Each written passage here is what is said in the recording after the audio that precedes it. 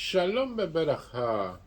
Vamos a continuar con la historia de los hebreos en Cuba. Seguimos con el almanaque hebreo Vida Habanera del año 1948. Le traemos un excelente artículo titulado El Mesianismo, publicado en este almanaque, en el cual va a tratar el tema de Moshiach, algo que tiene que ver mucho con la fe del pueblo de Israel y de la era mesiánica. Y dice así: aunque la visión tardara, al fin llegará y no tardará. Aunque tardara, espéralo, que vendrá, no tardará. Habacuc 2:3. El mesianismo vio la luz en Eres Israel cuando los judíos estaban aún radicados en su tierra. Los profetas, decepcionados por la maldad de los que los rodeaban y la decadencia moral de la época, predicaban el cambio de las condiciones en el futuro, cuando la justicia reinaría en el mundo y los pueblos trocarían sus espadas en araos y las lanzas en guadañas, y el lobo viviría junto al cordero. El centro del reino de la justicia en la tierra estaría en Sión, de donde irradiaría la Torá para todo el mundo. Al ser destruida Sión, quedando la casa de Hashem en ruinas y la desolación, la idea del Moshiach tomó incremento, convirtiéndose en el símbolo de la redención del pueblo hebreo y por ende de toda la humanidad.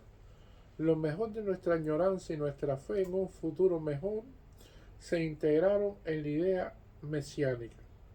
Cada generación creó nuevas esperanzas y nuevos sueños de redención que atribuyó al Moshiach.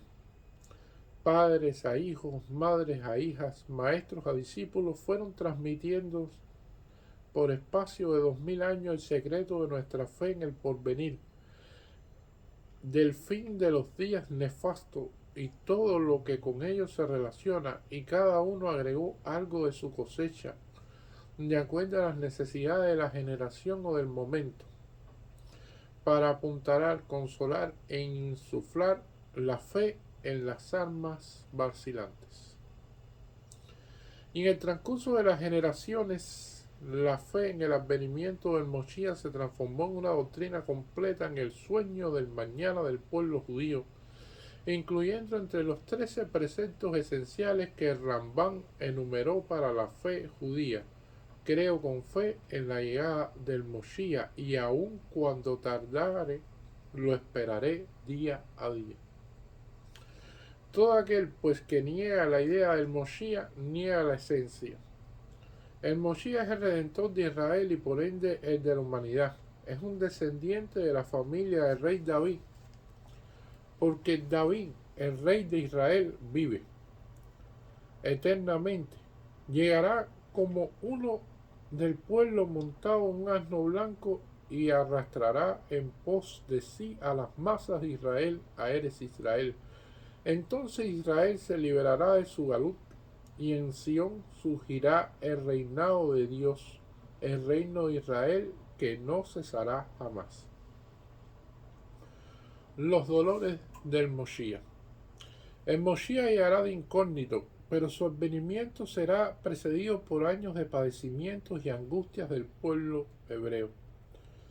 En la generación de que vendabía de llegar, pocos sabios habrá. Se sucederán desgracias y restricciones, y apenas una sea superada, vendrá presurosa la otra. Estos son los dolores del alumbramiento del Moshiach.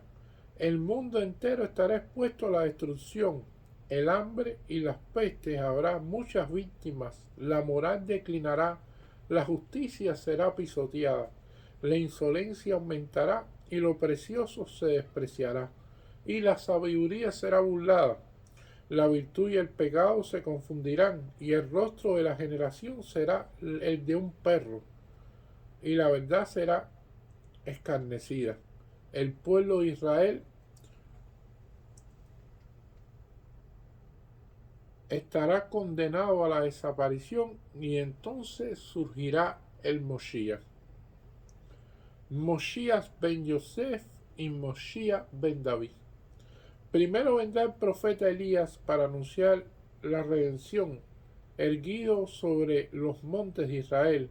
Llora y les predica: Monte de Israel, ¿hasta cuándo permaneceréis en la desolación y la ruina? Y su voz se escuchará en un extremo de a otro del mundo. Después llegará el Mesías ben Yosef, que librará la batalla de Israel con sus enemigos. Todo el mundo le hará frente. Grandes guerras estallarán, guerras jamás igualadas, guerras entre Gog y Magog. Todas las naciones se hostigarán entre sí, y en todas reinará alarma y pánico, y una atacará a la otra y le sobrevendrán dolores como los de un parto. El Mesías ben Yosef debatirá con toda su fuerza, vencerá a sus enemigos, pero él mismo perecerá en la lucha. Tras él vendrá el Mesías, Mosías ben David, que lucirá la tiara de la casa de David, reunirá a todos los dispersos de Israel en Sión, y allí guiará al mundo entero por los caminos de Dios. Hermoso y sublime el sueño, pero tiene un lunar. Ninguna señal indicará la llegada del Mosías, y no hay profeta en Israel ni nadie que sepa cuándo será el fin de los padecimientos. Para iluminar un tanto las tinieblas del misterio, la imaginación popular trató de hurgar en la trama legendaria y descubrir señales de la generación del Mosías, su apariencia, el medio en que vivirá y su conducta. Si ves una generación que disminuye y se extingue, aguárdalo. Si ves una generación a la que afluyen los sufrimientos como el mar, aguárdalo. Si ves a los pueblos disputar entre sí, acecha los pasos del Mosías. El Mosías llega solo el 9º día de Af. El Mosías reside en las afueras de la ciudad, entre los pobres y los inválidos. Y muchos buscaban señales en los libros santos. Discurrían cálculos alfabéticos, hurgaban en versículos en su afán de deducir el fin.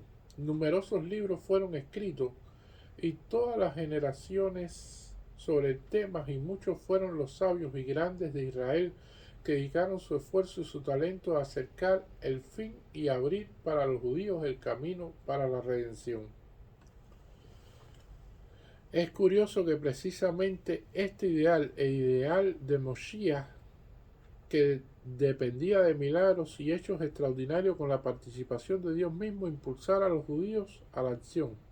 Es que precisamente porque la fecha de su advenimiento no era precisa, todos los días había que estar dispuesto a recibirlo. Las estirpes y hasta las diferencias de tribus se habían borrado en el transcurso del largo exilio. Nadie sabía identificar a la casa de David. Todo judío que llegaba en su alma reflejaba el sentir del pueblo entero y alentaba en sí el ansia de Ushuela. Bien podía ser el Mosías en persona. Los falsos Mosías. Y aquí es cuando surgen hombres que se hacen llamar Mosías, especialmente en épocas difíciles. La sed de redención de las masas de Israel les impedía la visión lúcida, y muchos corrieron tras estos hombres en su afán de saciar la sed. Grandes el número de Mosías que surgieron en el transcurso del milenio. La tradición popular los llamó Mesías de la mentira, porque su misión fue engañosa y no lograron sus propósitos. Muchos de ellos fueron aventureros que engañaron al pueblo. Otros, empero, eran hombres de almas generosas, fanáticos de la redención, que alentaban un inmenso amor por el pueblo y una honda preocupación por su porvenir, y en lo hondo de su alma creían en su misión, y se consumieron en la llama de la realización prematura, en el apresuramiento del fin. El pueblo lo seguía, y el fracaso de su misión aumentaba su angustia. Muchos preferían la muerte y muchos renegaban de su origen convirtiéndose. Los primeros Mosías.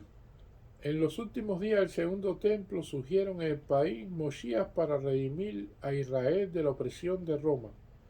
Todesh arrastró tras sí a las masas del pueblo y le prometió abrir las aguas como en los tiempos de Josué y ahogar en ella a los romanos. Sus creyentes fueron muertos o tomados en cautiverio por los romanos, entre ellos el propio Moshiach. Después surgieron otros mesías que condujeron a sus discípulos en el desierto de Judea para apresurar la redención con conjuros y milagros que también ellos fueron convertidos por los romanos. También Bar-Kokhba fue considerado por Rabí Akiva con la tiara del Moshiach. Su derrota provocó una gran decepción en el pueblo judío y en la fe en el Mesías declinó por mucho tiempo. Recién al cabo de unos 300 años, al acentuarse las persecuciones de los cristianos contra los judíos, surgió Moshiach con el nombre de Moshe, quien condujo a fieles durante la fiesta de Pesa a la orilla del mar y les prometió dividir las aguas y conducirlo a él Israel. Sus fieles se arrojaron al agua, algunos se ahogaron, otros se salvaron. Moshe mismo desapareció y los restantes renegaron su fe decepcionados. Los Moshiach de la Edad Media.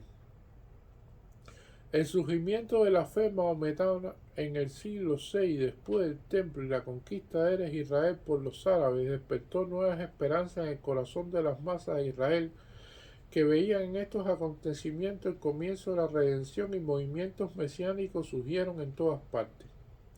En Siria apareció Sherini, quien despertó un poderoso movimiento mesiánico en todo el oriente. Su influencia sobre sus partidarios era extraordinaria. Muchos de ellos vendieron sus comercios y fueron tras él. Sherini osó anular algunos preceptos y fiestas y se ahogó por una nueva concepción religiosa. Finalmente fue arrestado por el gobierno y el movimiento se fue extinguiendo gradualmente. Muchos de sus discípulos retornaron a la fe judía, pero otros abandonaron a su pueblo y renegaron de él. Tras él surgió en Persia el Mesías Abu Isi, el que era un guerrero y organizó a sus discípulos en unidades militares. También él hizo alguna reforma en la religión y atrajo a grandes masas. Con sus huestes se levantó contra el califa e infligió algunas derrotas a sus ejércitos. Por último fue muerto en batalla. Sus discípulos creyeron en la resurrección de su Moshiach y durante mucho tiempo siguieron viviendo como una secta religiosa especial. Muchos de ellos se convirtieron al Islam. En el siglo XII, después de la destrucción del templo, surgió el nuevo Moshiach en Persia, de nombre David el Roy. También era un guerrero e incitó a sus discípulos a rebelarse contra el rey de Persia, ascender a Eres Israel y conquistarla. Tuvo muchos seguidores y el rey, inquieto por él y sus movimientos, sobornó al suelo para que le diera muerte. Su muerte no arregló a sus discípulos, quienes sobrevivieron durante muchos años como secta religiosa. En especial, los Moshiach se multiplicaron en épocas de grandes vicisitudes. En épocas de tranquilidad y pocas persecuciones, la diáspora se encogía dentro de su caparazón y aguardaba pacientemente del momento de la redención. La fe en la resurrección de Israel colmaba el espíritu, la esperanza de vivir los días del Moshiach en un futuro lejano, en un día perfecto. Daba calor a los corazones, iluminaba las tinieblas del exilio y colmaba todas sus aspiraciones de vida nacional. No había necesidad de una realización apresurada. Por el contrario, rabinos y dirigentes prohibían todo pensamiento acerca de la redención antes de tiempo, viendo en ello una anticipación del fin.